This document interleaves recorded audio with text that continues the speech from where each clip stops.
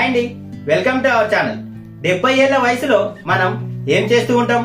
ప్రశాంతంగా విశ్రాంతి తీసుకుంటూ ఉంటాం. కానీ ఒక అమ్మ తన 70 ఏళ్ల వయసులో బ్రిటిష్ కు ఎదురు నిలిచింది. ఆమె పేరే మాతంగిని హజ్రా. క్విట్ ఇండియా ఉద్యమం జరుగుతున్న సమయంలో ఆమె కూడా ఉద్యమంలో పాల్గొన్నారు.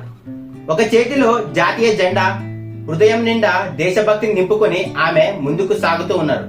బ్రిటిష్ పోలీసులు ఆగు, లేకపోతే నిన్ను కాల్చేస్తాం అంటూ హెచ్చరించారు. కానీ ఆమె అడుగులు ఆగలేదు. వందే మాతరం అంటూ ముందుకు సాగుతూనే ఉంది. ఒక్కసారిగా తుపాకీ గుళ్ళు పేలడం మొదలైంది.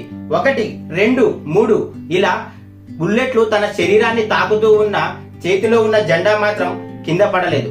చివరి శ్వాస వరకు జెండాని గట్టిగా పట్టుకుంది. ఇది కేవలం ఒక అమ్మ కథ కాదు, ఒక దేశం యొక్క గర్వం. ఇలాంటి వీరులు మన చరిత్రలో చాలా మందే ఉన్నారు. ఇలాంటి వీరుల గురించి తెలుసుకోవాలంటే మన ఛానల్ ని సబ్స్క్రైబ్ చేసుకోండి. ఎందుకంటే స్వతంత్ర సమర యోధులు మనకు తెలియని వారు చాలా మంది కథలు మా దగ్గర ఉన్నాయి. Thanks for watching.